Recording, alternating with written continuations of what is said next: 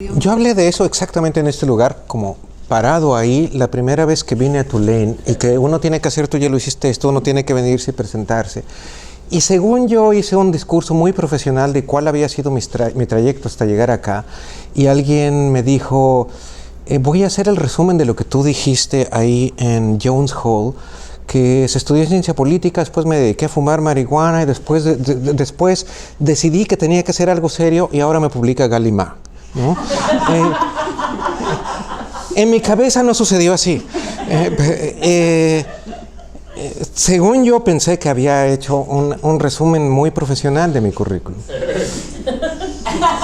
Pero es cierto que cuando terminé de estudiar ciencias políticas, me dediqué, como creo que mucha gente tendría que dedicarse, bueno, a beber, a andar por la ciudad, a fumar mota, a ir a fiestas, a ir a conciertos.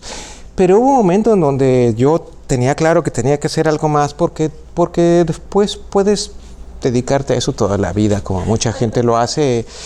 Y si fuera siempre igual de bueno estaría bien, pero se convierte en una cosa muy triste eventualmente, ¿no? Y surgió un programa de intercambio entre México y Francia, porque no me fui al Paso, sino el primer lugar a donde yo salí fuera de México fue Francia. Un programa de intercambio para ir a clases en liceos, en high schools, en Francia. Y bueno, yo solicité y te decían a qué ciudad le gustaría ir. Y hay algo un poco pretencioso en esto que yo dije así como, ay, no, París, no. Eso es, ni que fuera Cortázar con esta cosa de que París, ¿no? Entonces yo dije, ¿a dónde? Pero yo no sé nada de Francia, ¿no? Y le dije a una amiga, ¿dónde te parece? Me dijo, ¿por qué no pides a Orleans? Yo no sabía absolutamente nada. Y debo aprovechar que para decir que todas las ciudades, quitando la Ciudad de México, todas las ciudades en donde yo he vivido, me he mudado a esas ciudades sin saber absolutamente nada de ellas antes, ¿no? Así me pasó en Orleans, después en El Paso, después en Berkeley, después en Charlotte, después en Nueva Orleans. Es decir, sabía cosas, pero nunca había estado. Y entonces llegué a Orleans y estuve un año en Orleans. Es una ciudad bellísima, mortalmente aburrida, ¿no? Muy conservadora. Muy conservadora. Aún en esa época el Frente Nacional, cuando era nada, llegaba a ganar elecciones locales, ¿no? Yo llegué sin hablar francés y el francés que aprendí lo aprendí en el trabajo y yo podía mantener conversaciones en francés, ¿no? Pero me regañaban porque me decían así no se pronuncia el francés, tiene... Entonces, evidentemente me lo decían en francés, no, sí, ¿no? Y entonces yo dije, a la mierda, no vuelvo a hablar francés, ¿no? En fin, estuve un año ahí, que muy pobre, todavía se ganaba en francos. Llegué en 99 y la misma amiga, que es una amiga con la que tendría que tener más contacto, ahora hace mucho que no la veo, que se llama Francesca Gargalo, que es una de las feministas más importantes que hay en México. Ella originalmente es de Italia, pero hace mucho que se fue a México y tuvimos un contacto muy fuerte. Es la misma amiga que me recomendó ir a Orleans, que fue Francesca. Yo le dije, yo creo que si regreso a México me voy a dedicar a ser un marihuano nada más. Le dije, necesito hacer otra cosa, ¿no? Y me dijo, acabo de dar una conferencia en un programa, en un lugar muy raro, pero ¿por qué no te fijas? Que se llama El Paso. Tienen un programa de escritura creativa y que no existe casi en ningún lugar del mundo. Es el único lugar de escritura creativa en español en el mundo. Y yo mandé mi solicitud y que he vuelto a leer esa solicitud y estoy absolutamente sorprendido que me hayan aceptado, porque ahora he sido parte de comités en los cuales aceptamos o rechazamos gente y yo digo, no tengo idea por qué me aceptaron. Era una cosa, como han sido muchas cosas en mi vida, mal hecha y soberbia y con una absoluta irracional confianza en mí mismo, ¿no? Y bueno, me aceptaron y fue de las mejores etapas de mi vida por muchas razones, ¿no? En ese entonces no existía el programa bilingüe que existe ahora, sino lo que existía era el programa Creative Writing en English y escritura creativa en español. Y a mí me tocó el programa en el cual se fusionaron y se hizo el programa bilingüe. Y eso hizo que, bueno, tú podías escribir en la lengua que quisieras, pero tenías que tomar al menos 2 cursos en la otra lengua. Y eso me hizo escribir en inglés, aunque es algo que después no he hecho consistentemente. Yo creo, como seguramente lo habrás descubierto, escribir en otra lengua te pone en una posición crítica sobre tu propia lengua y en una posición filosófica sobre el mundo que has creado con tu propia lengua, ¿no?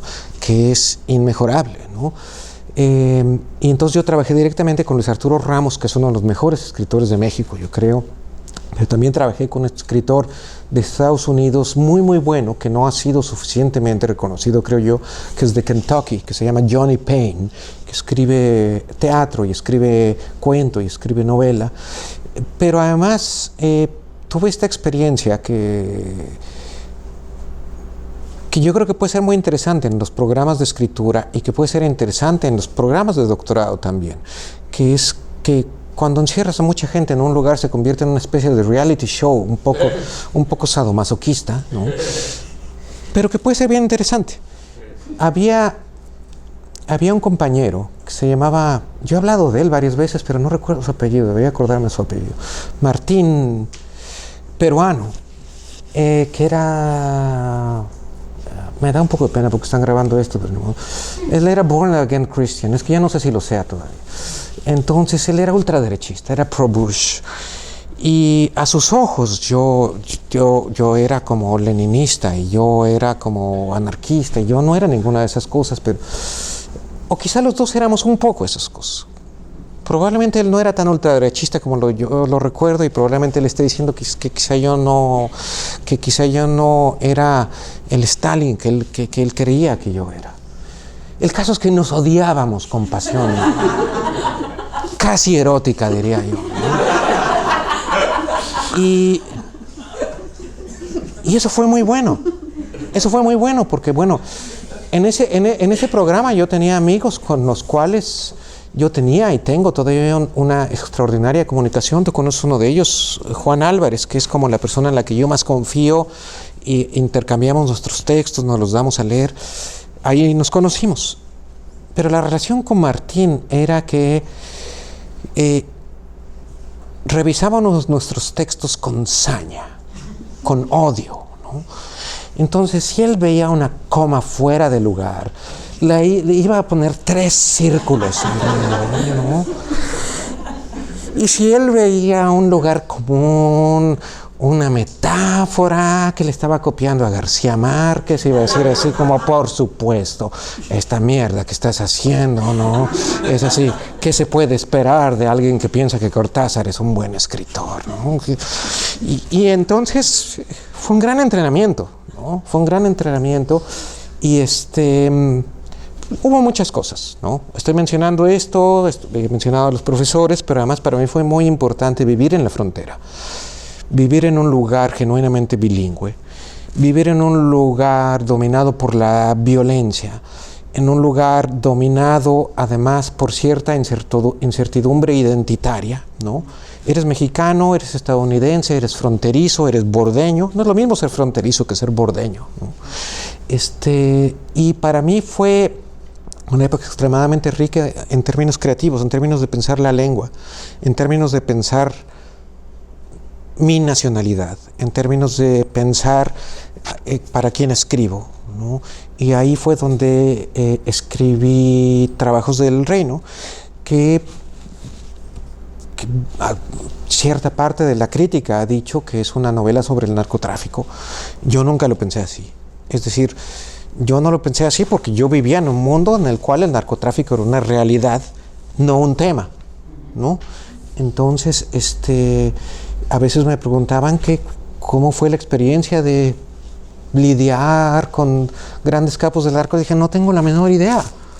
Yo traté con muchísimos traficantes menores de drogas, ¿no? Por distintas razones.